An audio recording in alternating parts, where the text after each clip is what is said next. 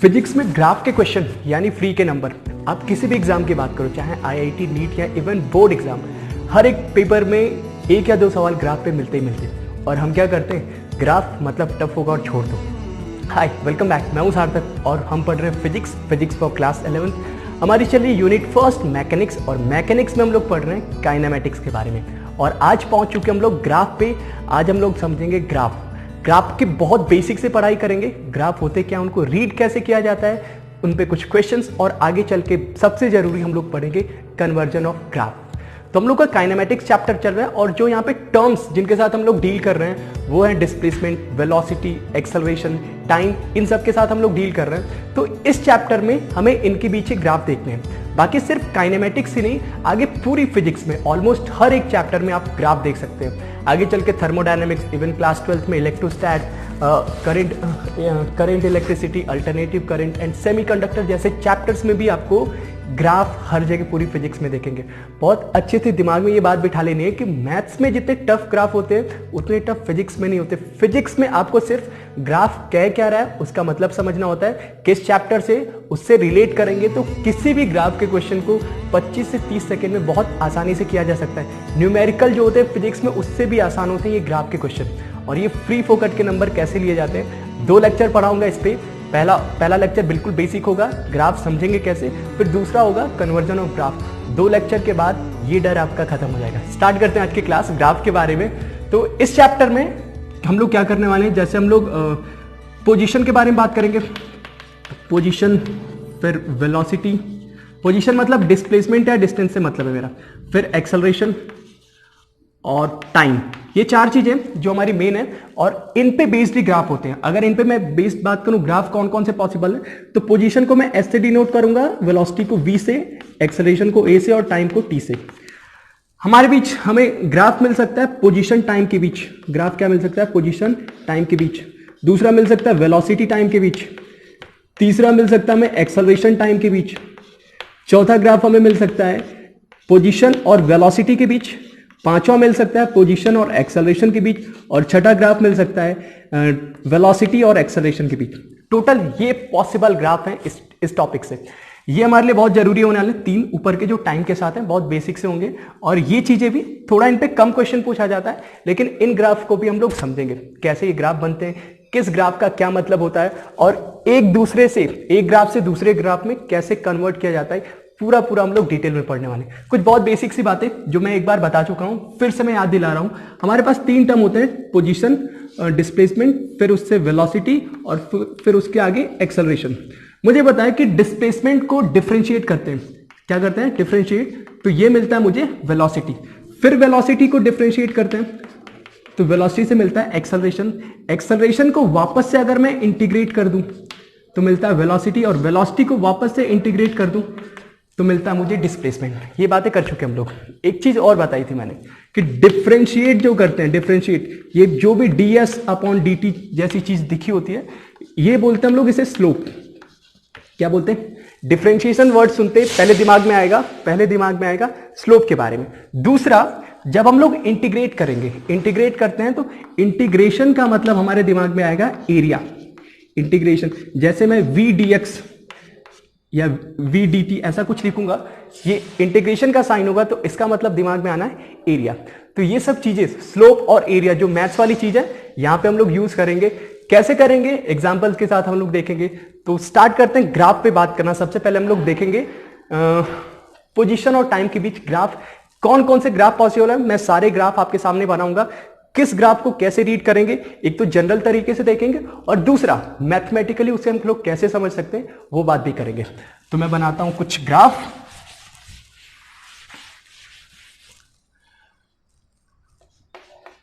Position और time के बीच में ग्राफ। एक ग्राफ ऐसा पॉसिबल,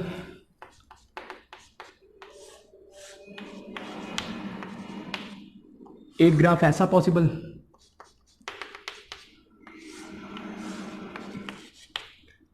एक ग्राफ ऐसा पॉसिबल। ये बाहर तो नहीं गया, हाँ अभी भी अंदर है। फिर और बात करें, फोर्थ,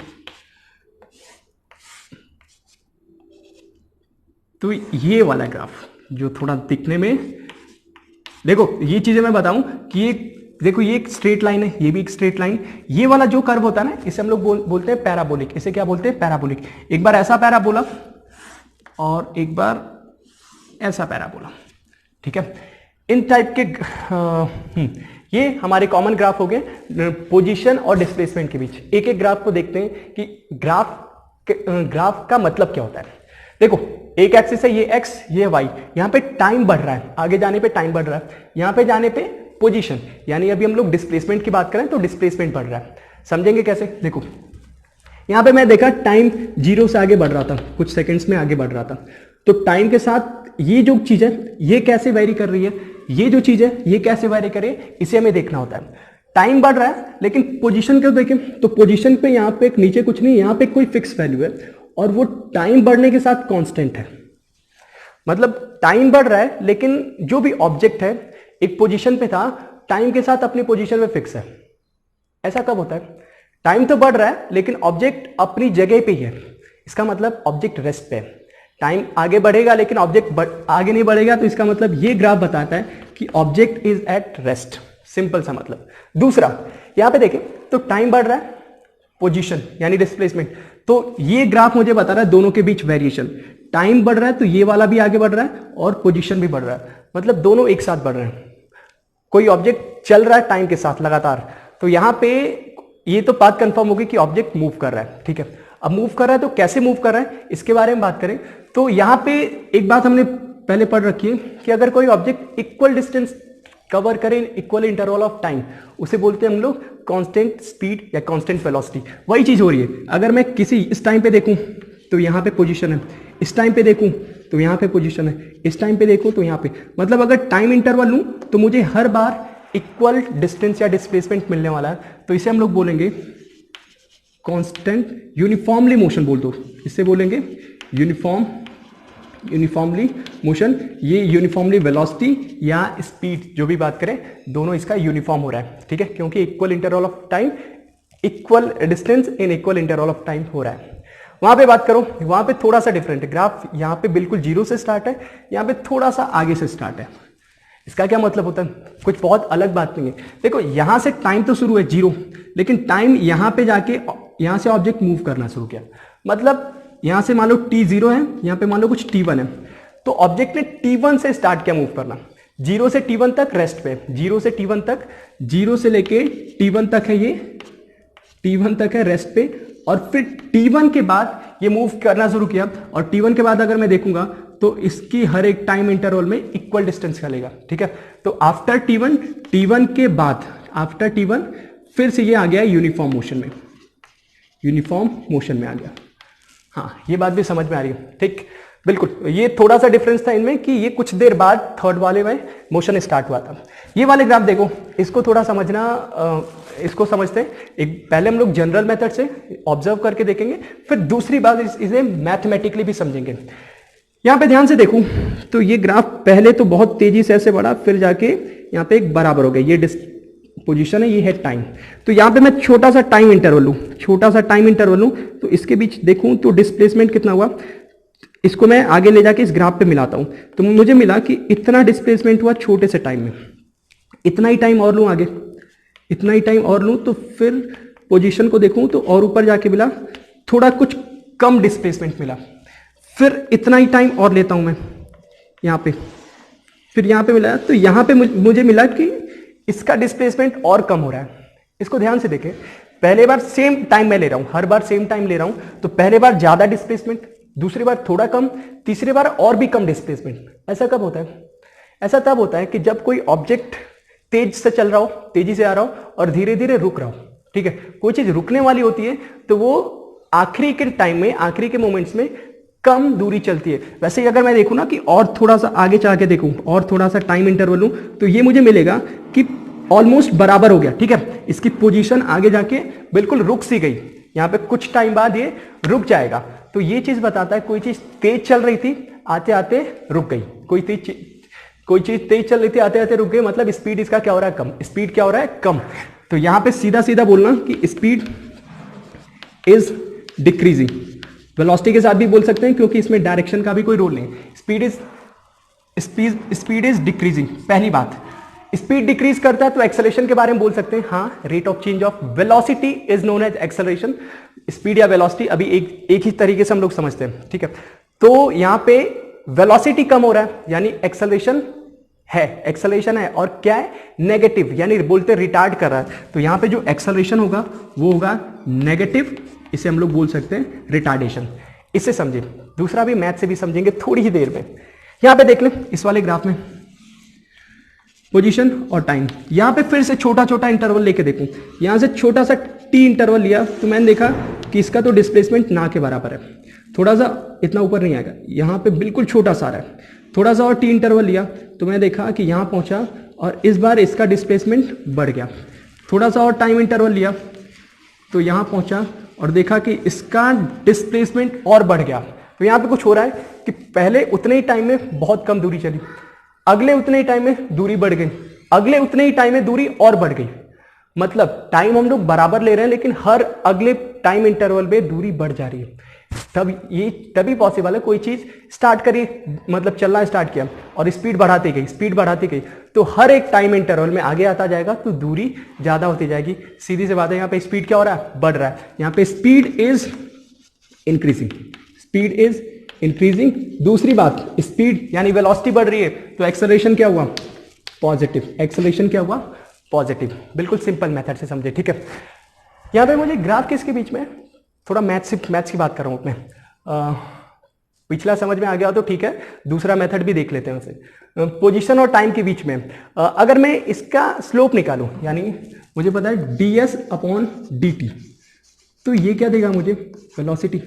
स्लोप मुझे क्या बताएगा, वेलोसिटी। और स्लोप होता है क्या है, एंगल, पॉजिटिव एक्स एक्सिस से tan थीटा कितना बनता है वही तो बताता है मुझे स्लोप। तो वही चीज है, यहां पे देखो, यहां पे अगर देखिए फर्स्ट पार्ट में, तो इस एक्सिस से जो भी लाइन है वो कितना एंगल बना रही है, इस एक्सिस से हमारी लाइन ने एंगल बनाया 0, मतलब इसके पैरेलल ही तो है, तो 0 बनाया। एंगल थीटा कितना, 0, tan थीटा कितना, 0, स्लोप कितना, 0, स्लोप यानी स्लोप 0, tan थीटा 0, तो स्लोप ही तो बताता है वेलोसिटी। तो वेलोसिटी 0, इसका मतलब रेस्ट पे। दूसरा, यहां पे ये जो एंगल होगा, जो भी एंगल होगा, ठीक है, वो बताएगा मुझे, जो भी एंगल होगा उसका tan थीटा बताएगा मुझे वेलोसिटी, स्लोप के बारे में, ठीक है। तो यहां पे मुझे समझ में आ रहा है कि फर्स्ट क्वाड्रेंट में और tan थीटा की वैल्यू फर्स्ट क्वाड्रेंट में होती है पॉजिटिव। कुछ बहुत बेसिक सी बातें समझ लो, जब ना tan थीटा की वैल्यू बिल्कुल यहां पे होती है, 0 डिग्री पे होती है, तो tan 0 की वैल्यू होती है 0, तो स्लोप 0 होता है। यहां से जब 90 पे आता है तो tan 90 की वैल्यू हो जाती है इनफाइनाइट, tan 90 की वैल्यू हो जाती है इनफाइनाइट। मतलब यहां से जब एंगल बढ़ता है ना यहां तक, तो tan की वैल्यू बढ़ते जाती है, 0 से बढ़ते बढ़ते इनफाइनाइट तक। हमें पता है, याद होगा कि tan 45 की वैल्यू कितनी होती है, 1, 45 डिग्री पे 1 होता है, और 45 से बढ़ते बढ़ते 90 पे इतनी तेजी से बढ़ता है कि ये इनफाइनाइट हो जाता है, ठीक है। फिर यहां से दूसरे क्वाड्रेंट में जाता है, दूसरे क्वाड्रेंट में ये tan की वैल्यू नेगेटिव हो जाती है, यानी स्लोप दूसरे क्वाड्रेंट में नेगेटिव हो जाएगा। ये बात भी ध्यान रखनी है हमें, फर्स्ट क्वाड्रेंट में स्लोप पॉजिटिव और दूसरे क्वाड्रेंट में नेगेटिव। थर्ड की बात करें, यहां से यहां तक तो रेस्ट पे ही है, और फिर यहां से भी पॉजिटिव स्लोप है, यानी स्पीड बढ़ रहा है। यहां पे देखो, यहां पे तो स्लोप की बात कैसे करेंगे, ये तो कर्व वाला है, मतलब सीधा है नहीं, तो स्लोप की बात कैसे करेंगे, कर सकते हैं ना। देखो स्लोप मतलब जो भी ये कर्व है ना, इस पे अब मैं टेंजेंट खींचूंगा। टेंजेंट क्या होता है, किसी भी पॉइंट पे एक लाइन खींचूंगा, जैसे मान लो ये पॉइंट है, इस पॉइंट पे अगर मुझे एक लाइन खींचनी है, और कोई कहा, इस पॉइंट पे अगर मुझे एक लाइन खींचनी है तो मैं ऐसे खींचता हूं, ये देखो, इस पॉइंट पे टेंजेंट हो गया। यहां पे खींचना है तो ऐसे लाइन खींचा तो ये टेंजेंट हो गया। ये टेंजेंट मैं किसी भी पॉइंट पे खींच सकता हूं, तो हर एक पॉइंट पे मैं टेंजेंट खींच के देखूं। पहले यहां पे था तो ऐसा कुछ आएगा, थोड़ा आगे बढ़ा तो ऐसा आएगा, फिर आगे बढ़ा तो ऐसे, मतलब ये स्लोप मेरा देखो, पहले यहां पे था, फिर थोड़ा आगे बढ़ा, थोड़ा नीचे हो रहा है, थोड़ा और आगे बढ़ा, नीचे हो रहा है, फिर ये एक्स एक्सिस, मतलब ये पहले बड़ा था, फिर धीरे धीरे ये कम हो रहा है, धीरे धीरे कम होते होते इसके पास आ रहा है। मतलब पहले स्लोप ज्यादा था, वेलोसिटी ज्यादा थी, फिर कम होते होते कह सकते हैं कि यहां पे बिल्कुल 0 के पास आ गया, यानी वेलोसिटी 0 हो गई। तो इसकी स्पीड या फिर वेलोसिटी क्या हो रही है, कम हो रही है, क्योंकि स्लोप आगे बढ़ने पे कम हो रहा है, एक्सेलरेशन नेगेटिव। इसकी बात करो, यहां पे देखो स्लोप मान लो इस पॉइंट पे दिखाना है मुझे, तो ये रहा स्लोप, इस पॉइंट पे दिखाना है, ये रहा स्लोप। तो यहां पे बिल्कुल देखो स्लोप यहां से था, ऐसे बढ़ते बढ़ते बढ़ते बढ़ते, और यहां पे एक टाइम ऐसा भी आएगा कि स्लोप ऐसा हो जाएगा, ठीक है, ये 90 डिग्री के पास पहुंच रहा है। स्लोप यहां पे क्या हो रहा है, बढ़ रहा है, स्लोप यहाँ पे क्या हो रहा है, बढ़ रहा है, मतलब वेलोसिटी क्या हो रही है, बढ़ रही, एक्सेलरेशन क्या है, पॉजिटिव। तो ये बेसिक से ग्राफ हुए किसके बारे में, पोजीशन और टाइम के बारे में।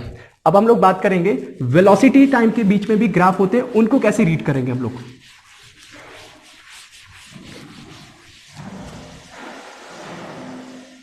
हम लोग बात करने वाले वीटी के बारे में, ठीक है। देखो ग्राफ कैसे कैसे पॉसिबल है, टाइम एंड वेलोसिटी, एक तो बिल्कुल सा ही सिंपल हो, लीनियर सा, ये हो गया। दूसरा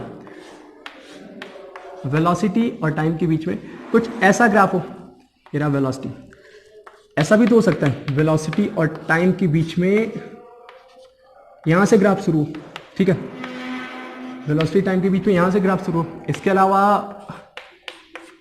थोड़े अच्छे, मतलब ये वाला मेरा फेवरेट है, ये वाला जो ग्राफ अभी बना रहा हूं ये फेवरेट है, और इसको सबको बहुत अच्छे से समझना है। ग्राफ नीचे से स्टार्ट हो, नीचे से स्टार्ट हो और यहां तक पहुंचे, ये वी है, ये टी। इसके अलावा भी ग्राफ है मेरे पास, मान लो कोई ग्राफ, इसमें भी एक कर्व वाला आ गया, ठीक है, वेलोसिटी टाइम, इसका एक उल्टा भी बनता है, एक ऐसे बन रहा है तो एक ऐसे भी बनेगा, मतलब दोनों का मतलब हम लोग समझ सकते हैं, इसलिए मैंने एक कर्व लिया। एक और अच्छा सा ग्राफ लूं, यहां पे मैं बना सकता हूं वेलोसिटी और टाइम के बीच में कुछ ऐसा, ये और ये भी अच्छा ग्राफ है, ठीक है। ये नीचे वाले नीचे वाले ग्राफ बहुत अच्छे होने वाले हैं, इनको हम लोग बहुत ध्यान से समझेंगे। ऊपर वाले तो जस्ट अ मिनट,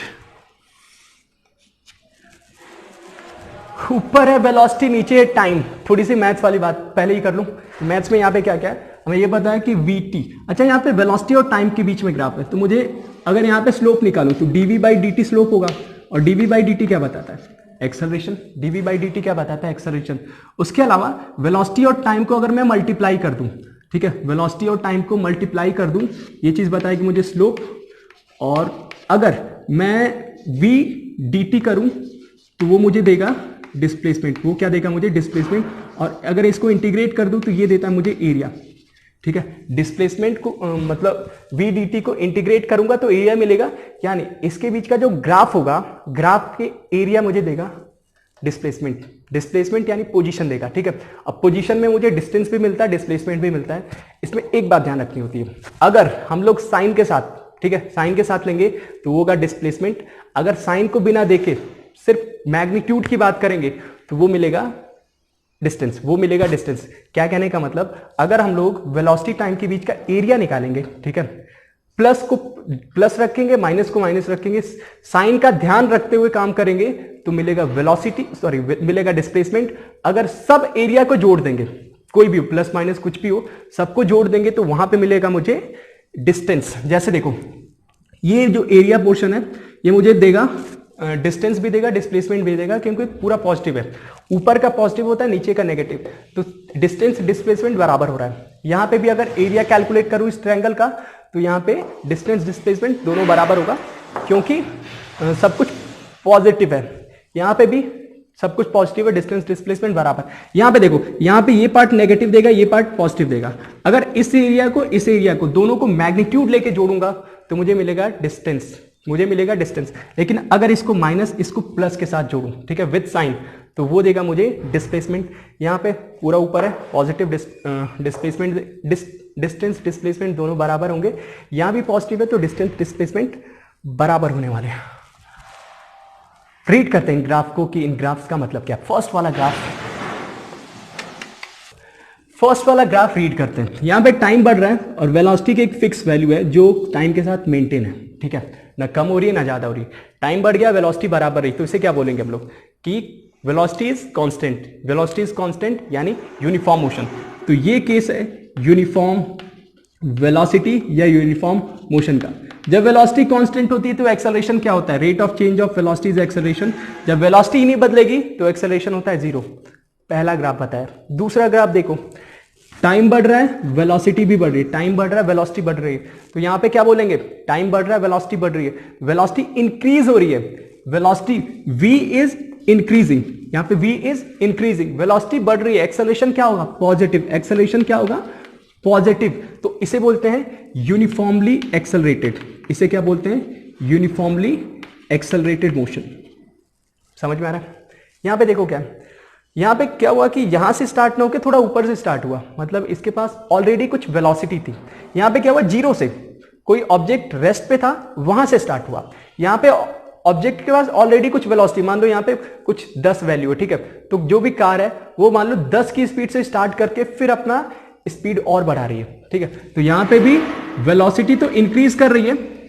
यहाँ पे क्या था, यहाँ पे स्टार्ट फ्रॉम रेस्ट, यहाँ पे स्टार्ट फ्रॉम रेस्ट, बट यहाँ पे ऑलरेडी हैव सम वेलोसिटी, और वेलोसिटी इंक्रीज कर रहा है, मतलब एक्सेलरेशन फिर से पॉजिटिव।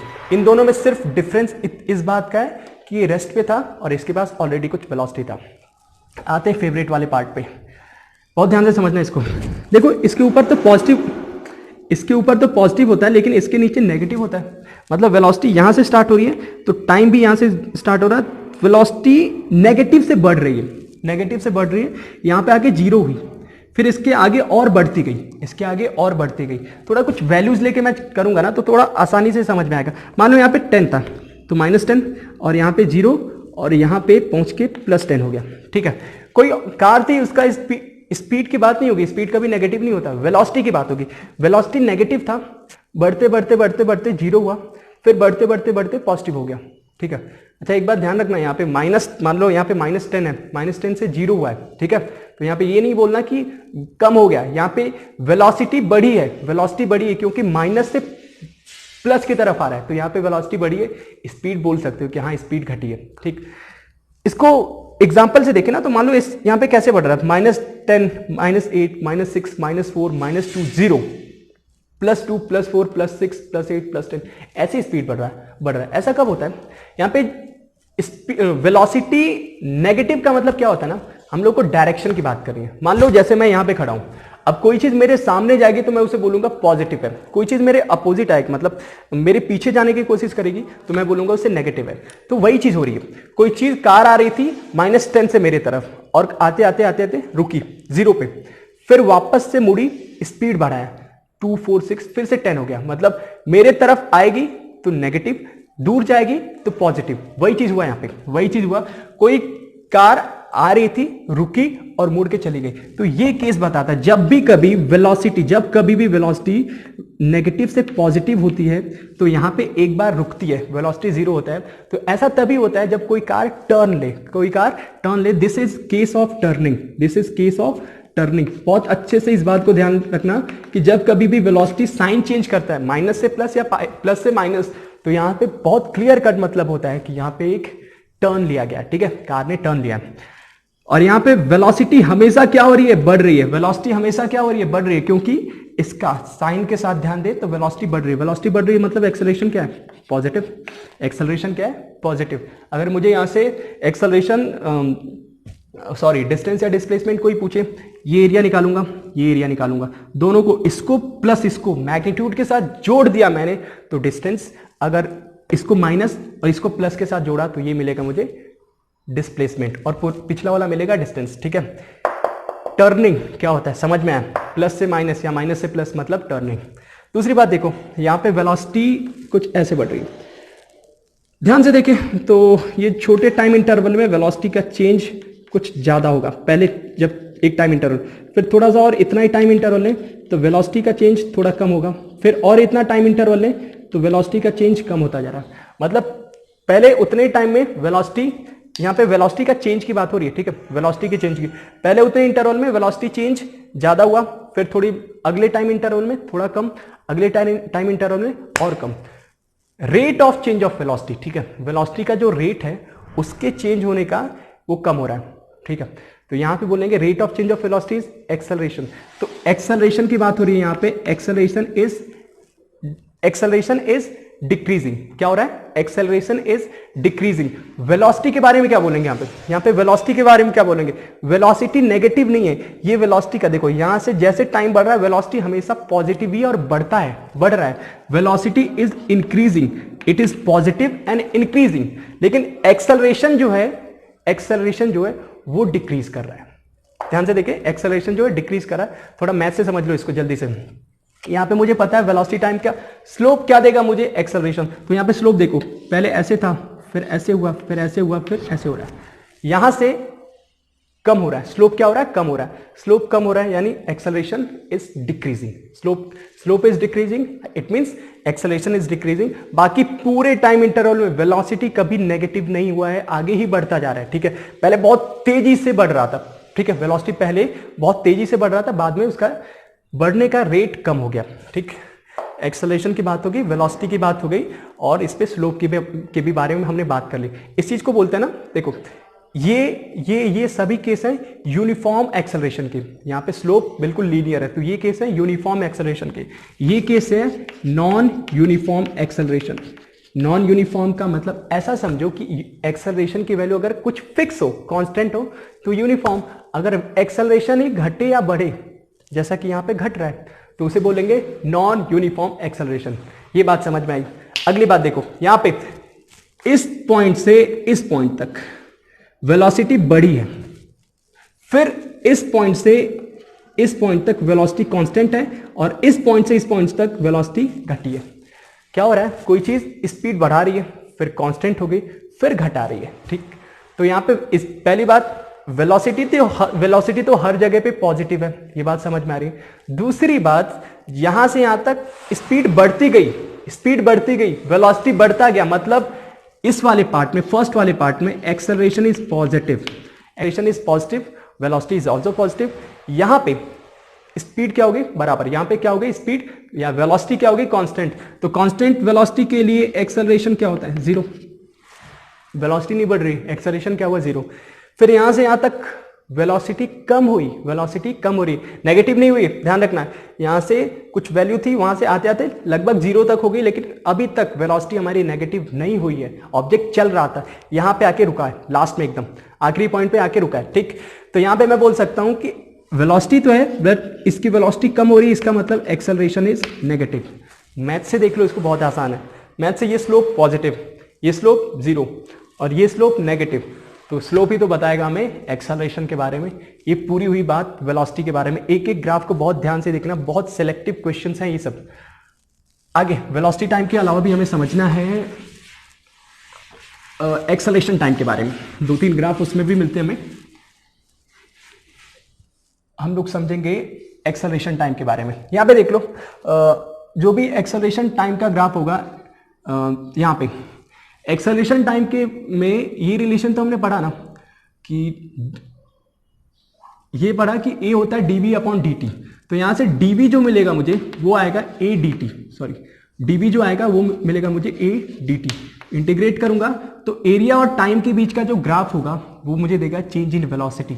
एरिया और टाइम के बीच का जो ग्राफ होगा वो देगा मुझे चेंज इन वेलोसिटी। बाकी अगर कोई बोले कि भैया इसका क्या मतलब होता है, dA upon dt, rate of change of acceleration, तो ये चीज होती तो है, इसको हम लोग जर्क बोलते हैं, ठीक है, जर्क। बट हमारे सिलेबस में है नहीं बहुत प्रॉपरली, ये सब बातें हम लोग को पढ़ना नहीं होता है, क्योंकि कोई चीज का स्पीड चेंज हो रहा है वो हम लोग समझ सकते हैं, ऑब्जर्व कर सकते हैं, बट स्पीड मतलब एक्सेलरेशन चेंज हो रहा है वो चीज थोड़ा विजुलाइज करना थोड़ा टफ होता है। तो ऐसे पता नहीं क्यों, बट ये चीजें हमारे हम लोग समझ सकते हैं, मैथमेटिकली इसको प्रूव भी कर सकते हैं, बट ये सिलेबस में हमारे उतना डिटेल दिया नहीं है ही नहीं, एग्जाम में पूछा ही नहीं जाता।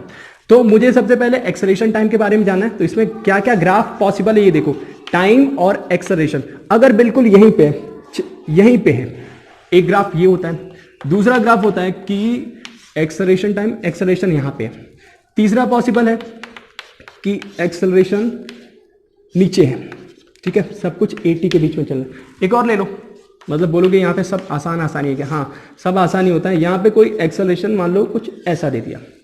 अब हर एक ग्राफ का मतलब समझते हैं, ग्राफ क्या रहा है, इसका मतलब क्या है। यहाँ पे ना एक्सेलरेशन 0 पे था और 0 से ऊपर उठा ही नहीं, 0 पे था और 0 पे उठा ही नहीं। इसका मतलब ये मत सोच लेना कि ऑब्जेक्ट रेस्ट पे, ऑब्जेक्ट चल रहा था, ठीक है, ऑब्जेक्ट चल रहा था, पॉसिबल है। इसका मतलब कहने का कि जो भी वेलोसिटी थी पहले, या रेस्ट पे था या फिर कोई वेलोसिटी थी, तो वो मेंटेन है, यहाँ पे कोई चेंज इन वेलोसिटी हुआ ही नहीं, इसलिए ये एक्सेलरेशन है 0। वेलोसिटी 0 नहीं है, इसका मतलब वेलोसिटी 0 नहीं, ये बात नहीं बोलेंगे हम लोग, बोलेंगे वेलोसिटी जो भी हो वो कांस्टेंट रहने वाली है, वेलोसिटी जो भी हो कांस्टेंट रहने वाली है, इस वाले पार्ट में। दूसरे वाले पार्ट में यहाँ पे एक्सेलरेशन की वैल्यू कुछ पॉजिटिव है और फिक्स है, मान लो +5। तो अगर कोई पॉजिटिव एक्सेलरेशन होता है, इसका मतलब स्पीड या फिर वेलोसिटी बढ़ रहा है, मान लो कोई कार स्टार्ट की और उसका एक्सेलरेशन 5 है, तो 0, 5, 10, 15, 20, 25 ऐसे स्पीड बढ़ता रहेगा, तो इसे हम लोग बोलते हैं यूनिफॉर्मली एक्सेलरेटेड मोशन, और स्पीड हर बार इसका बढ़ता रहेगा। v will be increasing, acceleration is positive, distance भी बढ़ता जाएगा। मैंने बताया कि इसके बीच का एरिया निकालेंगे, ये एरिया निकालेंगे तो एरिया देगा हमें, एरिया बिटवीन ए और टी के बीच का एरिया देगा चेंज इन वेलोसिटी, मतलब इस टाइम से इस टाइम के बीच वेलोसिटी कितना चेंज हुआ ये बात बताएगा। अगली बात, यहां पे एक्सेलरेशन है नेगेटिव, एक्सेलरेशन इज नेगेटिव, मतलब मान लो -5 है तो कोई चीज स्लो डाउन हो रही है, वेलोसिटी कम हो रहा है इसका मतलब, ठीक। और तो यहां पे वेलोसिटी इज डिक्रीजिंग और एक्सेलरेशन इज नेगेटिव, इसका एरिया मुझे देगा चेंज इन वेलोसिटी। यहां पे देखो ये ग्राफ वही है, मतलब ये मैंने बोला कि यहां पे dA/dt अगर स्लोप निकालूं तो ये पॉजिटिव आएगा, ये rate of change of acceleration बता रहा है, तो ये वही वाला ग्राफ है, जर्क वाला जो भी मैं बता रहा था, जो सिलेबस में नहीं, इसको बोलेंगे हम लोग नॉन यूनिफॉर्म, ठीक है। यहां पे acceleration is in rate of change of acceleration is increasing, तो ये नॉन यूनिफॉर्म मोशन है, ठीक है, non uniform acceleration, I mean ये नॉन यूनिफॉर्म एक्सेलरेशन। हाँ, इसके बीच का एरिया भी मुझे चेंज इन वेलोसिटी देगा, लेकिन इसका एरिया जो भी निकालेंगे हम लोग चेंज इन वेलोसिटी देगा, लेकिन ये चीजें हमारे बहुत डिटेल में पढ़ने के लिए नहीं है। तो अभी मैंने ये सारे बेसिक ग्राफ बताए, और देखो ये चीजें भी हैं एस और टी, वैसे ये ग्राफ बहुत ज्यादा देखने को नहीं मिलते, पर कुछ ग्राफ मैं दिखा देता हूं कि इसमें ग्राफ का मतलब क्या होता है। अगर मुझे एक्सेलरेशन और डिस्प्लेसमेंट के बीच ग्राफ है, कुछ मान लो, ये थोड़े रैंडम से होते हैं, इनको पढ़ना थोड़ा टिपिकल होता है, इनको रीड करना। तो ये बोल रहा है कि डिस्प्लेसमेंट बढ़ रहा है, एक्सेलरेशन भी बढ़ रहा है, डिस्प्लेसमेंट बढ़ रहा है, एक्सेलरेशन भी बढ़ रहा है। एक्चुअली ये प्रैक्टिकली, मतलब सारी ग्राफ इसमें प्रैक्टिकली पॉसिबल नहीं होते। जैसे मैं अगर कोई ऐसा ग्राफ बना दिया, मान लो मैंने एक्सेलरेशन और वेलोसिटी के बीच में ऐसा ग्राफ बना दिया, ठीक है, और मैंने कुछ बोल दिया कि ऐसा ग्राफ, ठीक, हाँ, तो ये सही है। वैसे तो यहां पे क्या है कि एक्सेलरेशन की कुछ वैल्यू है और वेलोसिटी बढ़ रही है, तो ठीक है ना, एक्सेलरेशन +5, मान लो कुछ भी +5 है, तो वेलोसिटी इसकी इंक्रीज कर रही है, तो ये ग्राफ करेक्ट है, इसमें कोई दिक्कत की बात नहीं। लेकिन यहाँ पे अगर मैं यहाँ पे वेलोसिटी को यहाँ रख दो और एक्सेलरेशन को यहाँ, ये ग्राफ बना दिया, इसका मतलब देखो क्या कह रहा है, velocity is constant but acceleration is increasing, velocity is constant but acceleration is increasing. कभी पॉसिबल ही नहीं, ये प्रैक्टिकली पॉसिबल ही नहीं। लेकिन इसको रीड करने का क्या है कि आप बोलोगे कि देखो इधर एक्सेलरेशन बढ़ रहा है but velocity is constant, not a practical graph, but read कर सकते हैं। तो इन सब ग्राफ जो भी एक्सेलरेशन, वेलोसिटी, डिस्प्लेसमेंट के बीच में, अगर इनके बीच में कोई ग्राफ आता है तो उसको समझने के लिए मैंने ऑलरेडी एक फॉर्मूला बता रखा है, A = V dV/dx। याद है कब पढ़े थे? तब पढ़े थे जब हम लोग इक्वेशन ऑफ मोशन डिराइव कर रहे थे। मैंने बताया कि ये वाली चीज बहुत काम की होने वाली है, ठीक है। तो जब भी मुझे स्लोप वगैरह की बात करनी हो, स्लोप की बात करनी हो, एरिया की बात करनी हो, तो तुरंत एक्सेलरेशन, डिस्प्लेसमेंट और वेलोसिटी के बीच में ग्राफ हो तो मेरे दिमाग में ये वाला चीज क्लिक करना चाहिए, ठीक है। और इस फॉर्मूले से मैं कहीं भी एरिया वगैरह के बारे में बात कर सकता हूँ। जैसे देखो ना, अगर मुझे यहाँ पे क्वेश्चन दे रखा है, मैं दिखाता हूँ, पोजीशन और वेलोसिटी के बीच में ग्राफ है, कुछ ऐसा दे रखा है, मान लो कुछ ऐसा दे रखा है, लीनियरली इंक्रीजिंग। मुझे पूछ रहे हैं इसका बताओ एक्सेलरेशन के बारे में बात करो, तो एक्सेलरेशन के लिए मुझे पता है वेलोसिटी भी चाहिए और dv/dt यानी स्लोप, dv/dx यानी स्लोप भी चाहिए। तो एक तो स्लोप है यहाँ पे कुछ पॉजिटिव, ये बात समझ में आ रही है, और हर एक पॉइंट पे इसका वेलोसिटी बढ़ रहा है, ठीक है। तो मुझे एक्सेलरेशन किस टाइम पे चाहिए, ये मतलब किस पोजीशन पे चाहिए ये बताना पड़ेगा। मान लो यहाँ पे पूछा गया, तो यहाँ पे जो वेलोसिटी की वैल्यू होगी, जो भी प्लस में कुछ 5-10 होगी, वो ले लेंगे और इसके स्लोप से मल्टीप्लाई करेंगे तो मुझे मिल जाएगा एक्सेलरेशन, ठीक है। तो ये तीनों ग्राफ एक ही फॉर्मूले से होंगे, हर जगह यही काम आएगा। बाकी ग्राफ रीड करना वैसे ही है कि इधर एक्स में क्या बढ़ेगा, वाई में क्या बढ़ेगा, उसी हिसाब से रीड करेंगे। ये बहुत बेसिक बात हुई ग्राफ के बारे में, जो काइनेमेटिक्स में आते हैं, पोजीशन, डिस्प्लेसमेंट, वेलोसिटी और टाइम के बीच में जितने भी पॉसिबल ग्राफ थे वो मैंने आपको दिखाया। अब इसके बाद आता है ग्राफ को, मतलब जैसे एक ग्राफ है ना, एक लाइन है, कुछ ऐसे भी ग्राफ आएंगे जिसमें 2 या 3 लाइन भी होंगी, उसको मतलब अलग अलग ऑब्जेक्ट एक ही ग्राफ में मिक्स कर देगा, उसको रीड करना, उस पर बाकी न्यूमेरिकल्स, और सबसे जरूरी कन्वर्जन, मतलब मुझे मान लो ये ग्राफ दे रखा है, एक्सेलरेशन डिस्प्लेसमेंट के बीच दे रखा है, इससे पूछ लिया एक्सेलरेशन टाइम कैसा होगा, वेलोसिटी टाइम कैसा होगा। तो कन्वर्जन ऑफ ग्राफ जो बहुत टिपिकल चीज मानी जाती है, लोग बोलते हैं ये वाला थोड़ा टफ हो जाता है, वो चीज भी करेंगे अगले पार्ट में, ठीक है। तब के लिए टेक केयर, तब तक के लिए ध्यान रखो अपना, टेक केयर। फिर मिलते हैं तुरंत से शायद अगली क्लास में।